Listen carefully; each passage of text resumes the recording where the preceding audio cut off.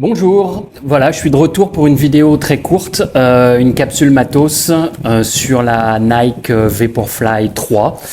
Alors ça fait assez longtemps que j'ai cette chaussure, elle est sortie à peu près en début d'année 2023, on va dire au printemps 2023, donc ça fait déjà plus d'un an, presque un an et demi.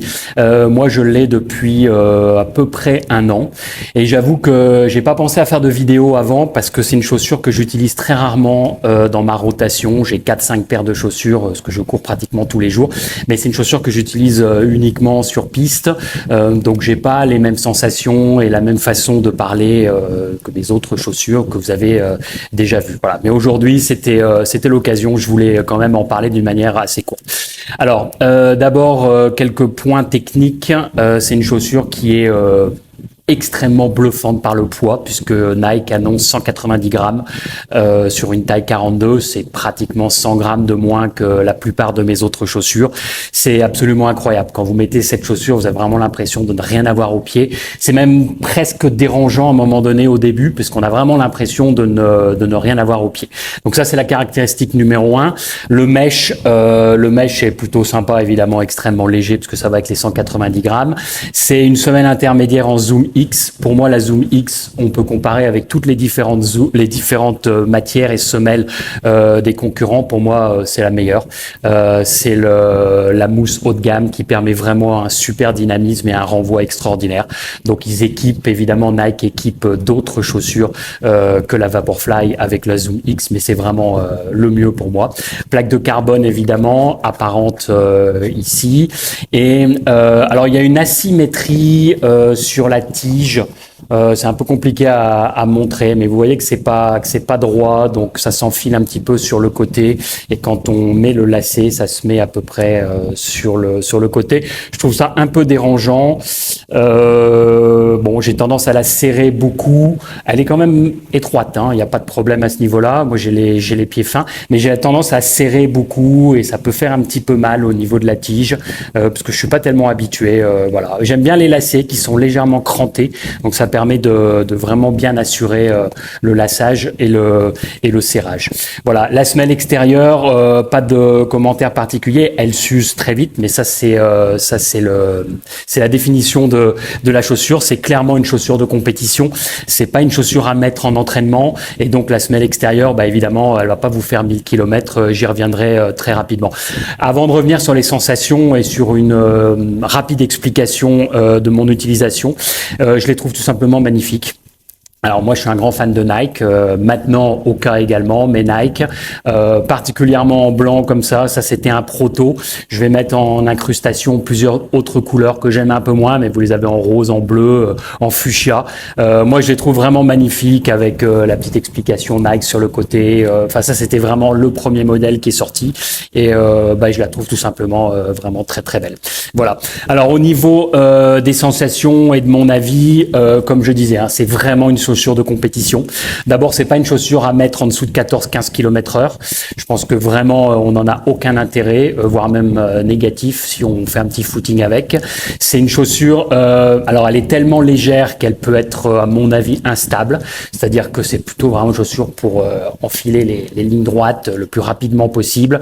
Pas trop de relance, évidemment que sur du macadam, le moindre caillou, la moindre racine, et vous partez. Mais même sur piste, moi j'ai tendance à, j'allais dire, je suis pas très rapide, hein, j'ai un niveau tout à fait modeste, mais j'allais dire sur piste quand je suis à 16-17 km/h plutôt, en virage, elles ont tendance à pas être super stables, voilà. Donc je dirais que c'est vraiment une chaussure de compétition, 5-10 km, je pense 10 km c'est ce qu'il y a de mieux. Éventuellement on peut la pousser sur le 21, mais c'est pas une chaussure que les marathoniens utilisent, enfin en tout cas les marathoniens Nike, ils vont passer sur l'Alpha Fly 3, qui va être une chaussure beaucoup plus robuste et qui va mieux tenir le pied. Ça, c'est vraiment la Vaporfly, c'est vraiment pour voler, pour afficher des vitesses les plus rapides possibles, mais j'allais dire sur 5, 10, éventuellement 21 km. Voilà. Donc la stabilité, peut-être un petit point un petit peu négatif. Il n'y a pas d'effet rocker. Enfin, moi, je trouve qu'il n'y a pas d'effet rocker comme sur les Hoka ou d'autres chaussures. Très dynamique avec la plaque de carbone, mais pas d'effet rocker. Donc, on n'a pas forcément l'impression de se pencher en avant ou d'être emporté en avant. Il y a du rebond parce qu'il y a la Zoom X, il y a la mousse X et puis il y a la plaque de carbone, mais pas vraiment d'effet rocker. Voilà, donc encore une fois, pas pour l'entraînement, donc moi je les mets pratiquement jamais, je les mets uniquement le jeudi pour aller faire mes fractionnés, et encore pas tous les jeudis. C'est une chaussure que je voulais garder pour éventuellement faire une compétition, mais pour l'instant j'ai rien de prévu. Et là elles ont 250 km pour moi, donc elles sont pas neuves. Vous voyez que la mousse, c'est quand même, le talon est quand même un peu impacté. Alors sur le site internet de Nike, ils disent que c'est une chaussure en approche talon.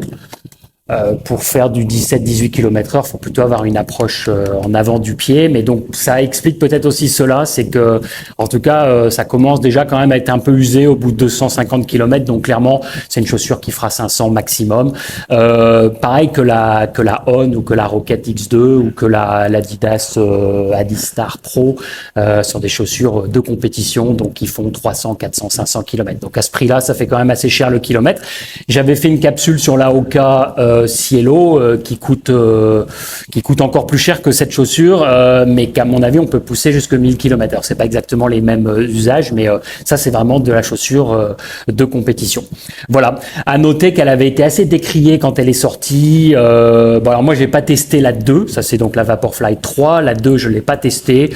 Quelques avis sur internet, un ami me disait que la 2 était mieux, moi je crois pas, enfin encore une fois j'ai pas testé la 2, je pense que la 3 est mieux, mais simplement il faut l'utiliser spécialement pour des compétitions et être habitué et vraiment pour pouvoir courir vite.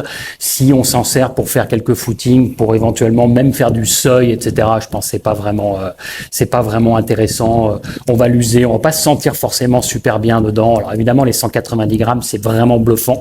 Je vous invite vraiment à essayer une chaussure de 190 grammes parce que c'est juste bluffant. C'est même pas des pantoufles. Il y a absolument rien aux pieds. Voilà, c'est tout. Capsule vraiment rapide. J'aimerais vraiment beaucoup tester l'Alpha Fly 3. Ils sortent une couleur extraordinaire, un bleu, et ils sortent une journée. Ils sortent le 3 juillet. Je sais pas quand cette capsule sera sur YouTube, mais voilà. Je l'achèterai pas en Europe parce qu'elle est trop chère, mais en Asie, si je peux choper une Alpha Fly 3, c'est vraiment mon rêve. Mais bref, ça c'était la Vaporfly 3 et à bientôt.